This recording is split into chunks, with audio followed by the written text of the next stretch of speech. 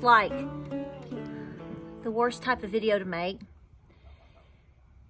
And it has nothing to, it's just a circumstantial thing, that crazy thing that happens. You don't know why it happens. There's a message. So let's talk about it. So, hey guys, welcome to Appalachia's Homestead. You don't have to take the kids out of the room. I'm not going to show anything else further than what you just saw.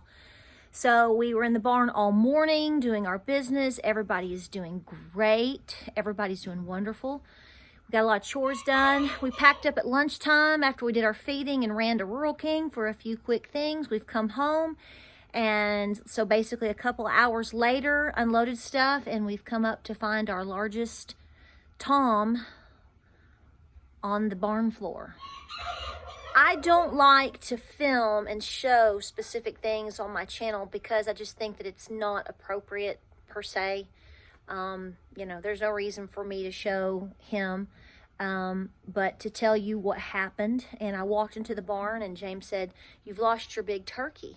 Well, Mom, I'm like, what? And he said, "Come here." And sometimes the turkeys will get up. Now, you know, they can take off and fly. And even with as big as this boy is, they like to get up on the ledge and look around and all that, and they kind of fly down to the floor. Well, this is the largest turkey. You've seen him. You've seen him in a video as of this morning, and he's just huge. And my guess is by the way that he landed, we found him right in front of the milk stanchion, this milk stand. And his head was down and turned right at the last leg.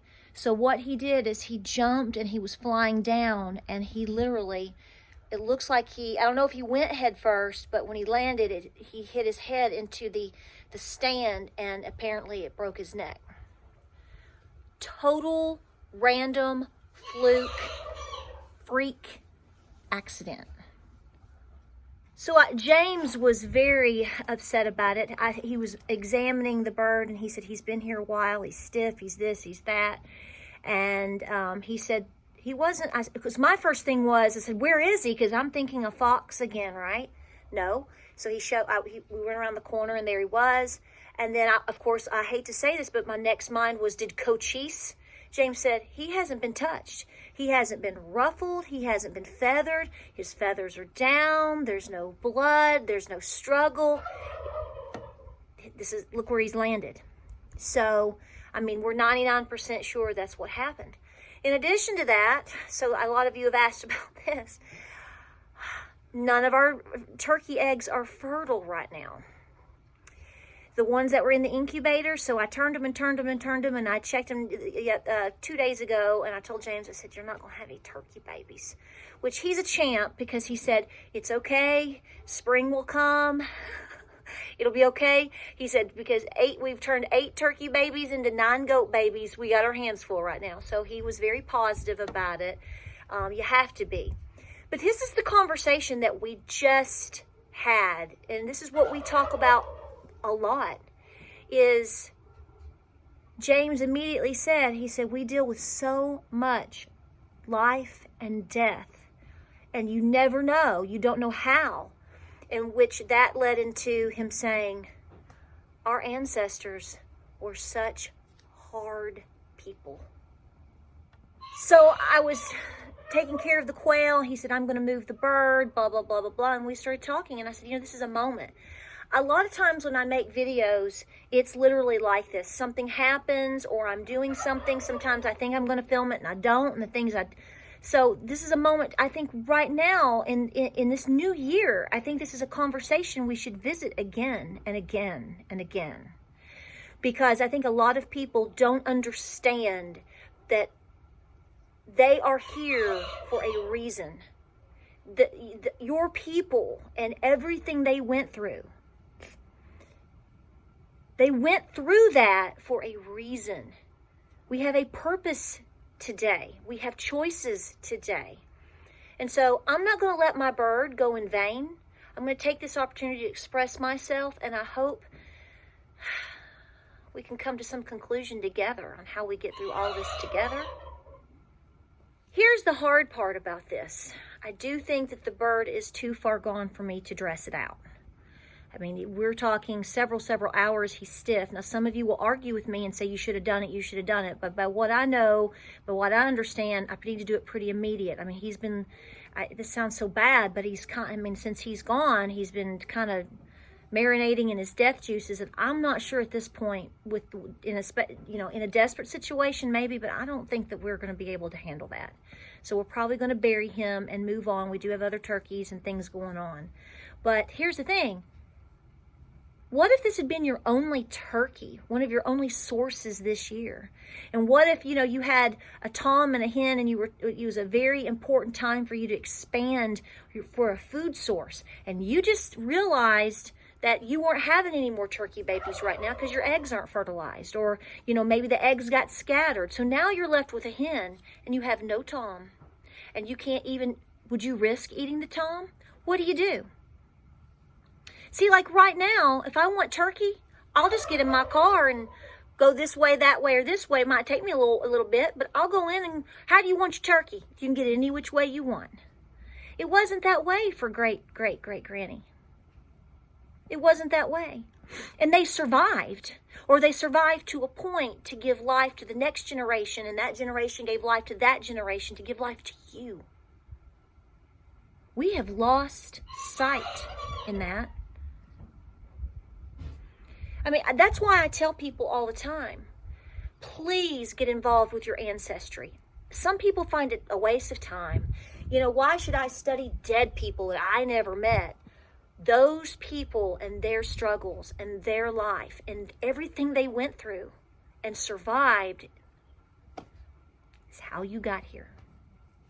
I think it's important that we understand that we have been given duties to keep things going, to keep people together, to make things better, to keep us free. The greatest generations didn't fight the wars so that we can surrender it back. Ancestors didn't walk the trails, pioneer the West, endure removal. Whichever way you want to go with your ancestors, I can go multiple ways. They all went through something to later on say, here you go, girl. We gave you a chance. Now what are you going to do with it? So I think that's what Tom is saying today. Look around. Where are you? What's going on? Who are you going to be? What are you going to build and endure and learn and teach and survive so that the next generation is ensured life, liberty, justice, freedom, pursuit of happiness? May come with a lot of hardship on your part. It's funny because I posted a picture yesterday of me at I have several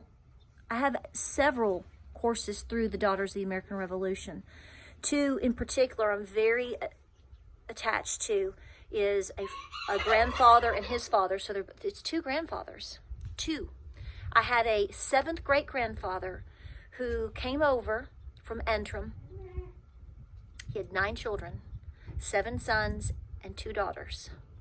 He and all seven sons fought the Battle of King Mountain. I have all the pensions, I have all the paperwork, I have all the trail, I've been through the DAR, I have all of that. They all survived that. I have another grandfather, however, Dysart. He was from Northern Ireland as well.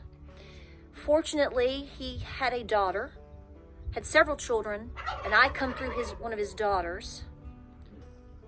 He died, and his son died, and they are buried in North Carolina in a mass grave. So I have this one lineage that made it, and the other one not so much. But here I am. Here you are.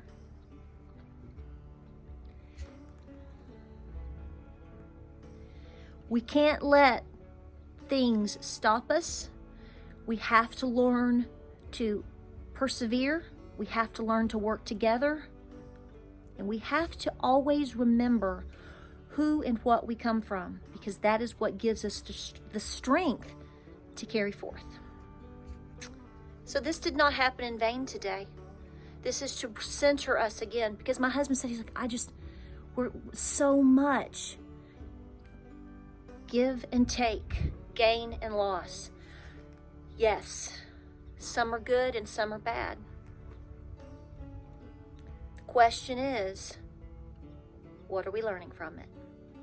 We appreciate you. This is not how I expected my afternoon to go. You know, Granny did this all the time, one way or another, enduring loss of life from children, husbands, family, friends, war, disruption, social issues, famine, suppression, a depression. We've been here before. We've seen all this. We know what to do.